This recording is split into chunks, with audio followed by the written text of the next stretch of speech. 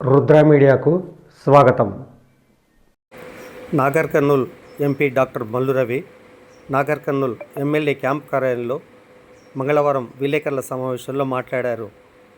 Nagar Kurnool MLA doctor Rajesh Reddy, market committee chairman రమణారావుతో పాటు SC chairman V Niranjan, minority cell అధ్యక్షుడు హబీబుర్ రెహమాన్తో పాటు మున్సిపల్ చైర్మన్ తీగల సునేంద్ర తదితరులు ఈ విలేకరుల సమావేశంలో పాల్గొన్నారు. 2023లో కాంగ్రెస్ పార్టీ అధికారంలోకి వచ్చి ముఖ్యమంత్రి రేవంత్ రెడ్డి గారు ముఖ్యమంత్రి అయిన తర్వాత ఇప్పటికి 2.5 సంవత్సరాలు అయింది. ఈరోజు తెలంగాణ ఫార్మేషన్ డే కూడా జరుపుకోవడం జరిగింది. ఈ 2.5 సంవత్సరాల్లో తెలంగాణలో గుణాత్మకమైనటువంటి మార్పు జరిగింది. మొట్టమొదటిది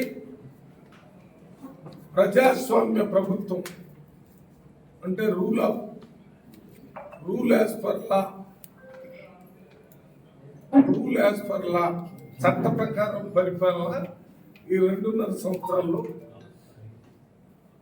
జరగటం మొదలుపెట్టింది. తెలంగాణని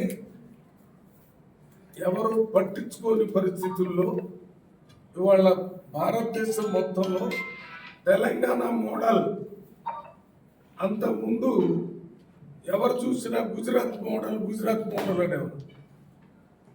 ఇప్పుడు గుజరాత్ మోడల్ కాదు, తెలంగాణ మోడల్ అనేది. దానికి అనేక కారణాలు ఉన్నాయి. తెలంగాణలోనే భారతదేశం మొత్తంలో మొట్టమొదటిసారి క్యాస్ట్ సెన్సస్ చేశారు, కులగణన చేశారు. సైంటిఫిక్ గా శాస్త్రీయ పద్ధతిలో కులగణన చేసి ఆ రిపోర్ట్ని అసెంబ్లీలో పెట్టి, అసెంబ్లీలో పెట్టడమే కాకుండా 42% రిజర్వేషన్ బీసీలకు ఇవ్వాలని రిజల్యూషన్ యునానిమస్ గా పాస్ చేసి దాన్ని ఢిల్లీ పార్లమెంట్కు పంపించి అక్కడి నుంచి పార్లమెంట్లో కూడా బిల్లు పాస్ చేయమని డిమాండ్ చేస్తూ లెటర్స్ కూడా రాశారు. ఈ శాస్త్రీయ పద్ధతిలో చేసిన కులగణన గుర్తించకుండా బీసీలకు 42% ఇవ్వాలని చెప్పినటువంటి తెలంగాణ రాష్ట్రానికి అనుకూలంగా పార్లమెంట్లో బిల్లు పెట్టి పాస్ చేయలేదు. అంటే ఈ బీసీ రిజర్వేషన్కి బలహీన వర్గాలకి వ్యతిరేకంగా బీజేపీ ఉందని నేను కొత్తగా చెప్పాల్సిన పని లేదు. బీజేపీ అంటేనే అది వ్యాపారస్తుల పార్టీ. ఇవాళ తెలంగాణలో జరిగిన కులగణనని ఏ రకంగా చేశారో ఆ రకంగా ఇతర రాష్ట్రాలు భారతదేశంలో కూడా చేయాలని సుప్రీంకోర్టు జడ్జిమెంట్ ఇచ్చింది. తెలంగాణలో young India integrated residential schools అని 100 స్కూల్స్ని మన ముఖ్యమంత్రి గారు ఈ 2.5 సంవత్సరాల శాంక్షన్ చేశారు. పనులు జరుగుతున్నాయి. ఒక్కొక్క స్కూల్కి 25 ఎకరాలు భూమి ఇచ్చారు. ఒక్కొక్క స్కూల్కి 200 కోట్ల రూపాయలు అలాట్ చేశారు. పనులు జరుగుతున్నాయి. ఇక్కడ భూమి డబ్బులు ముఖ్యం కాదు, కాన్సెప్ట్ ముఖ్యం. ప్రతి వ్యక్తి తెలంగాణలో బాగుపడాలంటే భూమి వల్లనో, లేకపోతే బియ్యం వేయటం వల్లనో, లేకపోతే ఇంకేదైనా 2,000 5,000 ఇవ్వటం వల్ల కాదు. వాళ్ళకి క్వాలిటీ ఎడ్యుకేషను, ఈ ఇంటిగ్రేటెడ్ రెసిడెన్షియల్ అట్లాంటి క్వాలిటీ ఎడ్యుకేషన్ ఏ స్థాయిలో, ప్రపంచ స్థాయి విద్యా విధానం, ప్రపంచ స్థాయి ఆట స్థలాలు, ప్రపంచ స్థాయి హాస్టల్స్, ప్రపంచ స్థాయి స్కూల్ బిల్డింగ్స్. అందుకనే 200 కోట్లు దానికి ఇచ్చారు. ఇదొక కాన్సెప్ట్. ఇది ఇంతవరకు ఏ రాష్ట్రంలో జరగలేదు, తెలంగాణలో ఇది ఉంటుంది. ఇది కాకుండా ఇంకొక 100 స్కూళ్ళు Telangana public schools, art schools models ఇక్కడే రేవంత్ రెడ్డి తీసుకొని వచ్చారు. ఈ 2.5 సంవత్సరాల్లోనే 70,000 మందికి ప్రభుత్వ ఉద్యోగాలు పబ్లిక్ సర్వీస్ కమిషన్ ద్వారా ఇవ్వటం జరిగింది. ఎక్కడ ఒక్క ఎగ్జామ్ కూడా లీక్ కాలేదు, క్యాన్సిల్ తెలంగాణ ముఖ్యమంత్రి is a model CM. Telangana ప్రజా ముఖ్యమంత్రి 2.5 సంవత్సరాల్లోనే ఇది సాధించారు. దీనికి కారణం ఎంతో కాలంగా వాళ్ళ ప్రభుత్వం వదిలిపెట్టినటువంటి మూసి ప్రక్షాళన, త్రిపుల రీజనల్ రింగ్ రోడ్ హైదరాబాద్ చుట్టూ, కనెక్టింగ్ రోడ్స్, ఫ్యూచర్ సిటీ, ఒక సిటీనే తయారవుతుంది. అక్కడ రాజధాని కట్టే దాని పేరేంటది, అమరావతి. వాళ్ళు కట్టుకుంటున్నారు. అమరావతికి పోటీగా ఆల్రెడీ మనం మళ్ళీ తగ్గిపోకుండా ఇంకొక సిటీ, ఇప్పుడు హైదరాబాద్, సికింద్రాబాద్, 4th సిటీ కూడా వస్తుంది, సైబరాబాద్. ఇది రావాలంటే ఎంత ముందు చూపు ఉండాలా? ఈ ఫ్యూచర్ సిటీలో ఎంతో మంది వచ్చి ఇన్వెస్ట్ చేయడానికి వచ్చారు. నిన్న మొన్న చాలా మంది ఇండస్ట్రీస్ వస్తున్నారు.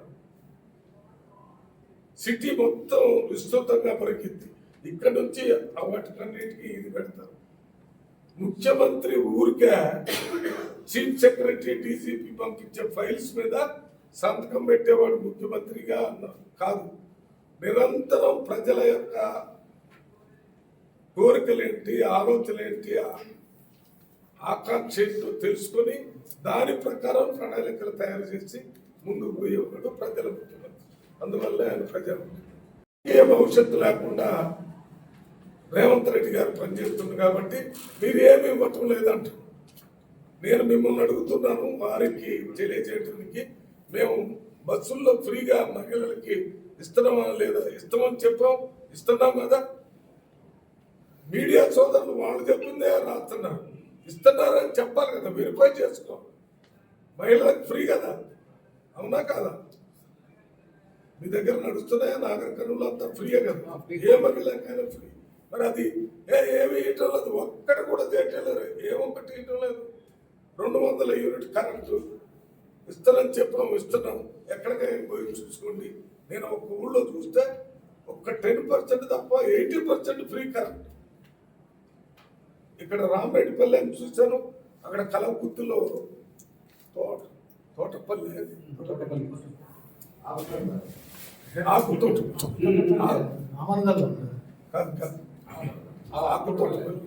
ఆకుతోటపల్లి చూసాము, కలవకుర్తి అసెంబ్లీ. అయితే ఇవన్నీ ఇది కాకుండా దీనికి తోడు మీరు ఈ 200 యూనిట్స్ పూర్తని 2 రెడ్డి ఏదో ఆశామనిషిగా ముఖ్యమంత్రి అయ్యాడు. ఆయన ఏముందని నోటుకు వచ్చినట్టు మాట్లాడుతున్నాడు. అసలు కేటీఆర్ మాట్లాడతాడు, సీఎంని ఎట్లా మాట్లాడుతున్నాడు? ఎంత పెద్దగా తిరిగితే అంత పెద్దగా నా పేరు పేపర్లో వస్తుందని పెడతాను. చివరికి ప్రజల్లో పేపర్లో వస్తుంది, కానీ పేపర్ వాళ్ళు కూడా అసహించుకునే పరిస్థితి వచ్చింది. సీఎం వ్యక్తి, దాన్ని మాట్లాడే వ్యక్తి కొద్దిగా ఆలోచించి పెట్టడానికి చేస్తున్నారు. ఈ కార్యక్రమాలన్నీతో కాకుండా ఈ వచ్చే 2.5 సంవత్సరాల్లో ఇంకా కొన్ని మిగిలి ఉన్నటువంటి మహిళలకు ఇచ్చేటటువంటి గృహజ్యోతి కాకుండా, గృహలక్ష్మి కాకుండా, ఫైనాన్స్ సపోర్ట్ చేసేది. తర్వాత నిన్న మొన్న కొత్త రేషన్ కార్డులు ఇచ్చారు. వాళ్ళు 10 సంవత్సరాలు ఇవ్వాలి. మేము కొత్త రేషన్ కార్డు ఇచ్చాము, అందరికి బియ్యం 3 కోట్లు. అటువంటి ప్రభుత్వం వల్ల నడుస్తుంది.